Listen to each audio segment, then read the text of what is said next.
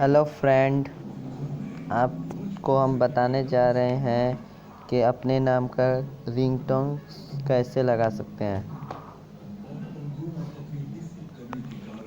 Google खोलेंगे आप,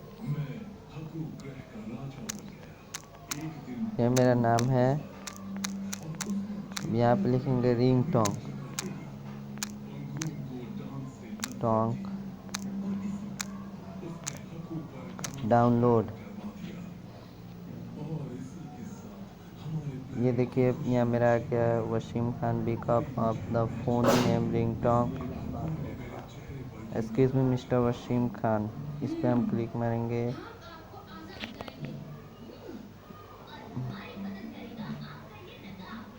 अब यहाँ डाउनलोड फाइल पे जाएंगे। ये देखिए मेरा आ गया ऑप्शन। अब देखेंगे मेरा डाउनलोड। ये देखिए मेरा डाउनलोड भी हो चुका है। चलाएंगे इसको। Excuse me, Mr. Wasim Khan.